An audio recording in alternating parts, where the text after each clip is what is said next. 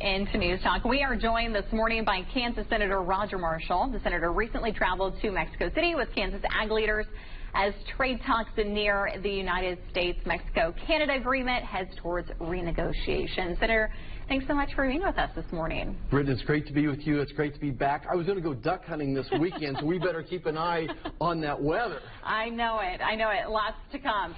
Now, let's talk with the renegotiations. As the United States-Mexico-Canada agreement is protecting, why is it protecting this trade deal so critical for Kansas farmers? Yeah, well, Britain, since USMCA was first done, American ag exports, Kansas ag exports to Mexico have increased 50%, $2 billion.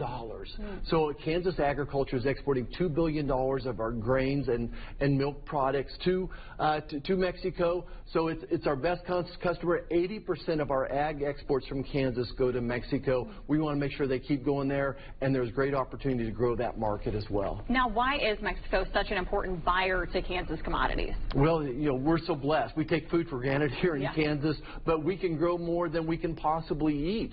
Our dairy industry is the fastest growing dairy industry in the entire country right now. We have cheese factories coming online as well. We have 9 ethanol plants. Those are all ag products that Mexico needs. They simply cannot make enough milk, make enough bread, all those types of things. They take our corn and they feed it to their pork, to their chickens, those types of things. So they need us. Yeah. Now, we have to talk about beef. That's a hot topic here. Why is Mexico such an important player in buying Kansas beef?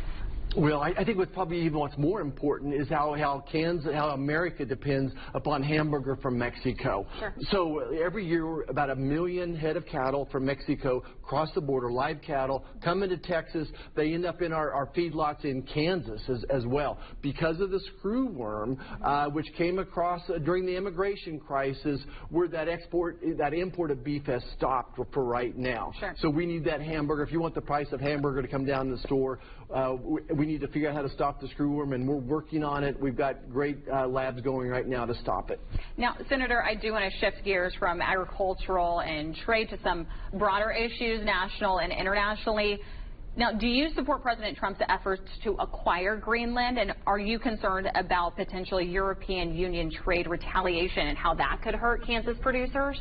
Look, I think that people need to realize that when President Trump is talking, he's negotiating. And I wouldn't overreact to his negotiations. Look, for over 100 years, all presidents have thought Greenland was vital to our national security, that the shortest distance between Russian missiles and Wichita, Kansas, would go right over Greenland. As we're developing this Golden Dome, that's the perfect place to place interceptor missiles. In 3 to 4 years, we'll have lasers to do that as well. So he's simply negotiating. There's not going to be any military action against Greenland. And frankly, Europe's not done a good job. If it wasn't for 100,000 American troops in Europe, in addition to all the other things we do, they would be speaking Russian right now. That not even half of the NATO countries in Europe are spending 2% of their GDP to be able to protect themselves. Now, President Trump has also said that he's weighing possible military actions in Iran. Do you support that level of involvement?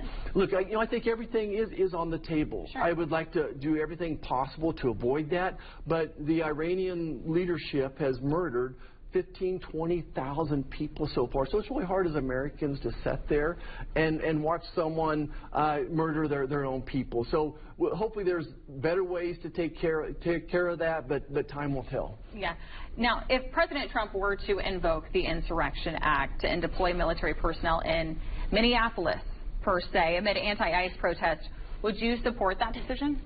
Yeah, I would, but I'm calling on everybody to turn the temperature down in Minneapolis. I think that there's things the local government can do. There's probably some things that the federal government can do as well. But the emphasis, President Trump ran on one thing, the safety and security of your family.